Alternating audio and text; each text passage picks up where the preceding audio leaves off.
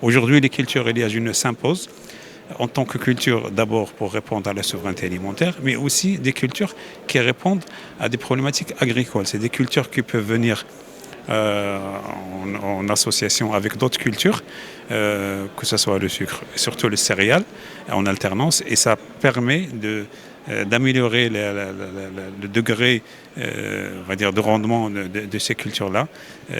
Tout ça, c'est l'ordre du jour d'aujourd'hui. On a aussi une table ronde qui va retraiter ces personnes. Et l'essentiel, c'est qu'on va essayer de garder le cap. La première édition a eu lieu il y a 2 ans à Tunis. Aujourd'hui, c'est la 2e édition. Et on pense en faire la 3e édition en 2026. Mais d'ici là, on garde l'élan. Il faut qu'on réunisse nos forces ensemble, surtout nos chercheurs. Vous avez vu les questions de recherche agronomique, d'économie, d'agriculture, tout ça, c'est des gens débattus. Il faut qu'on vraiment garde nos forces et pour travailler d'ici là pour ces problématiques qui deviennent mondiales, comme vous avez vu la carte tout à l'heure.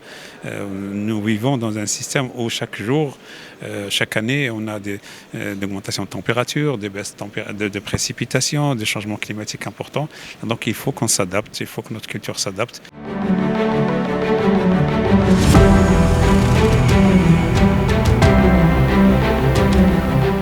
Les filières oléagineuses sont importantes à la fois sur le plan agronomique pour la durabilité des systèmes grandes cultures.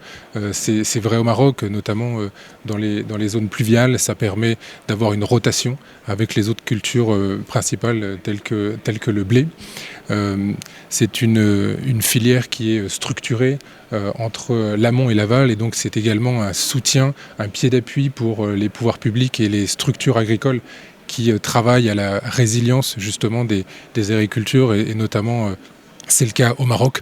Et donc ces rencontres sont importantes pour que l'on puisse discuter de l'ensemble des problématiques, des difficultés à résoudre, que ce soit au niveau de la production, c'est-à-dire la question des semences, d'accessibilité aux moyens de production, le matériel, le conseil aux agriculteurs, mais également l'adéquation, la relation avec l'aval des filières. Ça passe par des contrats, ça passe par un certain nombre d'interactions qui sont essentielles pour que la filière puisse se structurer.